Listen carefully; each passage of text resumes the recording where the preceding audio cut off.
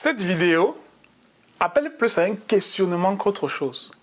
En effet, à quoi renvoie réellement la notion d'espace public dans le contexte africain? Comment peut-on la définir? Ce sont sur ces questionnements que va porter cette vidéo.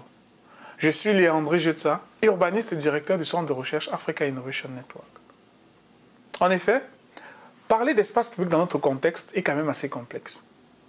L'urbanisme moderne, par exemple, nous apprend qu'on peut avoir plusieurs types d'espaces publics, comme les places, les parcs, les squares, les rues, les jardins, et j'en passe.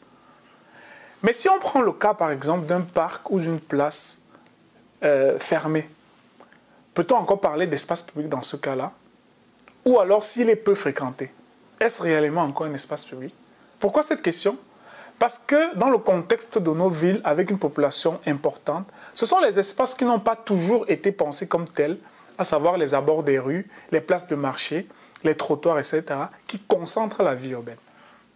Ainsi, qu'est-ce qui définit en réalité un espace public dans notre contexte? Est-ce que c'est sa fonction assignée en tant que telle? Est-ce que c'est sa forme définie notamment par son aménagement?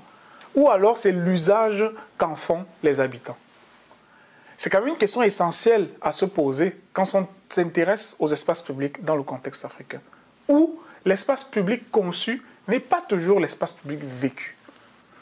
Dans ce contexte, il faut définir clairement ce qu'est un espace public. Et cette définition doit, à mon sens, tout d'abord partir des usages, ou du moins de ce qui s'y passe. Pourquoi? Parce que nos villes ont la croissance la plus rapide au monde, avec 2 Africains sur 3 qui vivront en ville à l'horizon 2050, soit 1,4 milliard de personnes. Dans ce contexte, nos villes sont avant tout des espaces vécus. L'espace public n'est donc pas la place vide, le parc fermé ou encore la vision fantasmée de la vie de l'urbanisme moderne, mais c'est l'usage que monsieur et madame tout le monde en fait en commerçant au bord de la rue, en prenant le café sur le trottoir, en discutant avec des amis au bord de la route, etc. C'est ça l'espace public. L'enjeu ici, c'est plutôt de partir de ces usages singuliers pour définir l'espace public et adapter ensuite la forme et les fonctions.